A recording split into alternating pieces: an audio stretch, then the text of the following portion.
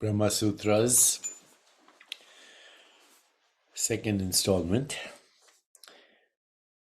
and the topic is definition of Brahman. Janmadhi ast yat. Janmadhi ast yat. Brahman is that omniscient, omnipotent cause from which the origin, sustenance, and dissolution of this world occurs. So Brahman is the primal cause from which the origin, sustenance, and dissolution of this world occurs. So the previous sutra established that an inquiry into Brahman should be made as it helps liberation. Knowledge of Brahman leads to liberation, freedom. What does that really mean? It means freedom from karma, ultimately. It means freedom from the conditioned mind. It also means freedom to create, freedom to evolve, freedom to love, freedom to know, freedom to be independent of the complementary or opposing experience that creates the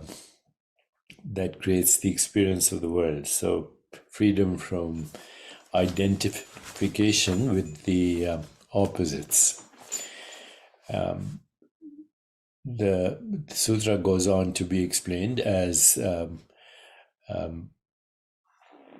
Brahman being truth, knowledge, infinity as well. So Brahman is truth, knowledge, infinity. Just another way of saying the same thing, the origin and cause of every experience, and yet independent of the experiences. Truth, knowledge, infinity is also Brahman. This is called Swarupa Lakshana, that which defines Brahman in its essence.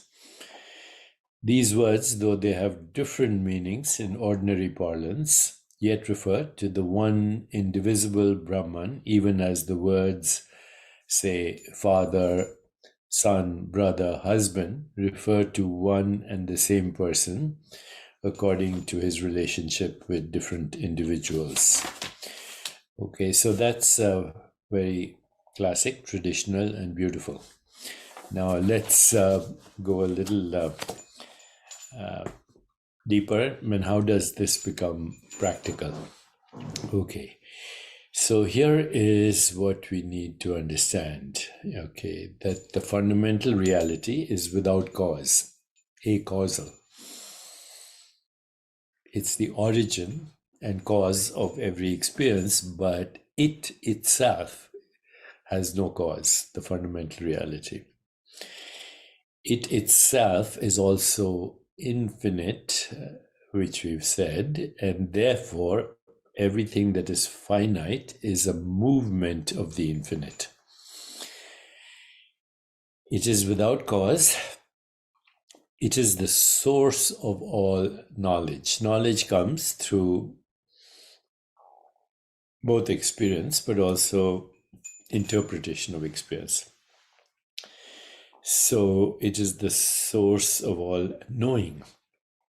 And because it is independent of its finite expressions, it is free. And therefore, because it is free, it is always joyful. Okay, so here is another possible metaphor for understanding this. So imagine a whirlpool, okay? And the whirlpool, of course, is made of water. But imagine this whirlpool is constantly, slightly shifting in its pattern of behavior. Okay, constantly, endlessly, eternally. Okay. So the whirlpool is a particular appearance of water. Yet the water is independent of its appearance. The water is independent of its appearance. Water remains water even as the whirlpool slowly is constantly shapeshifting into new appearances. But all the while, it's water. Furthermore, the water doesn't lose its wateriness in the shapeshifting of the whirlpool. It doesn't. So the water is independent of its production, which is the whirlpool, the changing whirlpool. And they both exist in the eternal now. Both the water in this metaphor or in this analogy and its shifting qualia, patterns of movement, exist in the eternal now. So where does time come in? Where does time come in? Time comes in when the water loses the memory of the water and thinks it's the whirlpool. And then, of course, because the whirlpool experience is constantly changing, then there's anxiety that, what happened to me? I was this, now I'm this, now I'm that, now I'm that. So that anxiety is the inability to let go of the experience.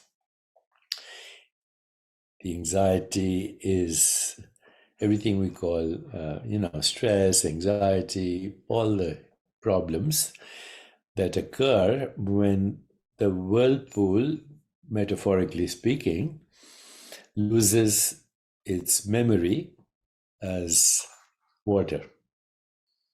There's a nice story I once heard. And there's an elderly fish going in one direction, two young fish coming in the other direction. And the elderly fish says to the two young fish, "Hello, boys, how's the water?" And they pass each other. And after a while, one of the younger fish looks at the other young fish and says, "What did he mean? How's the water? What's water?" So you see, in this example, the finite and identification with the finite has led to the memory of the infinite. And so here is a very practical application of this one principle.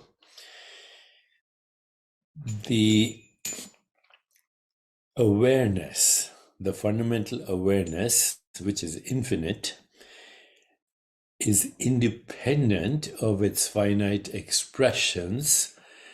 And so let's take an example. A finite expression of awareness might be fear. But if you stand back and become identified not with the fear, but the awareness in which the fear is a vritti, then you are independent of the fear. And so being grounded in the awareness of any experience makes you independent of the experience. And once you're independent of the experience, then there is a knowing that I can selectively create any experience through attention and intention. There's a knowing that even though I'm infinite, I'm not affected by the finite expressions of myself. They come and go. And they're always, of course, complementary, up and down by contrast. And I'm the water that is independent of my productions as whirlpools and eddies and rainbows and clouds and drops and dewdrops and rivers and rivulets and puddles. Those are all my productions, but I remain independent of my productions. And then through sankalp, through dharana, dhyan, samadhi, I choose the experiences I desire. And what are those experiences? Those experiences, as always, are in the direction of unity consciousness, always in the direction of evolution. Truth, goodness, beauty, harmony, all of that is by choice. And yet, even as I choose them, I stay independent of them because I'm not affected by them. It's like a light that shines and it gives rise to all these colors. The light is shining and all these colors, all these objects, all these paintings. But the light that shines is resplendent and independent of its productions as colors, shapes, and forms. What I'm saying about light of awareness right now is a visual metaphor, but this applies to all the senses. So every sense experience is a fluctuation of that which is independent of the fluctuation. So while Purusha vibrates as Shakti in order to have the experience of everyday reality, the Purusha remains independent of Shakti, knowing that the Shakti is another form of itself. The Shakti is another form of itself. Where is this Purusha? Where is this infinite, eternal, timeless awareness in love with the productions of time, as Blake said? Where is it? It's the wrong question. Where implies a location in space-time to something that is independent of its production of space-time. The closest you can get to it is right here, in this space that engulfs all its productions as space-time, energy, information, and matter. All that means this, all this is Chitakash modifying itself as energy, information, space, time, matter, bodies, brains, minds, knowers, knowingness, and everything known, all within itself. And this experience, this sinking into the Chitakash, is presence. And in that presence, the universe recycles, evolves. Okay, my friends, I hope this is helpful because we'll also be going into various practices, maybe some rituals, maybe some mantras, maybe some more deeper explorations of these sutras. As long as you're continuing to enjoying them, I will keep exploring them with you. So onward with the Brahma Sutras. Brahma Sutras, not Shiva Sutras. We've done the Shiva Sutras. Now we are on the Brahma Sutras.